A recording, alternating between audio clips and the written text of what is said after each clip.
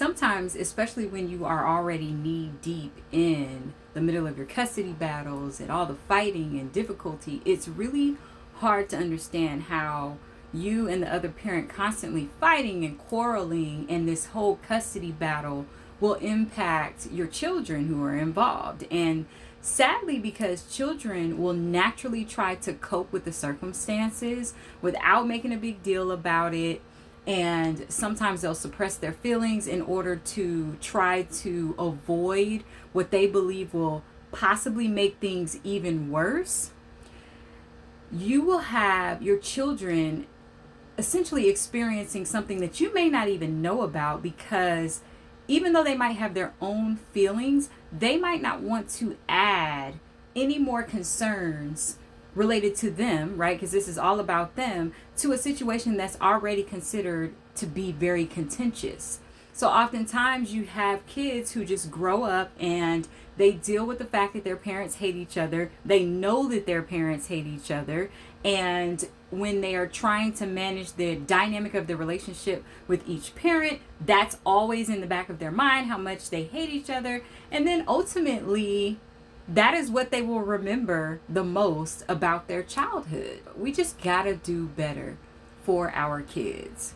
You can hate the other parent all you want if that's what you choose to do with your time, but for the sake of your children, it's really, really, really, really important that you figure out a way to minimize the chance that the strongest memory that they will have of you and of their other parent is how much you hated each other. It's actually kind of whack when you really think about it, right? And I remember a judge saying to the parties in a case in court one day, he said, with all of this fighting and acrimony and tension and just bickering back and forth and tug of war, what you are going to do is cause your kids, when they get to the age where they're able to make decisions for themselves, they will make decisions that put them in the furthest place away from you as possible. So they'll choose colleges that are far away from you. They will choose to join the armed forces so they can be away from you, or they will just choose careers that will take them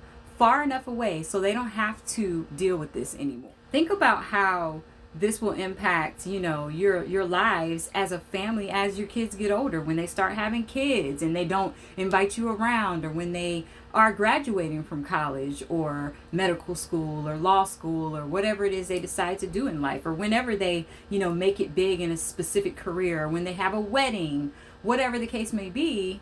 Do you want to be in a position where, because your kids have that fear of what's going to happen if they invite their parents, they just don't invite you? Or what if I have my parents involved in my life as an adult? What is that going to look like? Based on my childhood, I'd rather not. I hope that you don't want that for yourself, and you don't want that for your kids. So I hope that you will consider taking a different approach when it comes to all this ongoing drama, because there has to be a better way. There has to.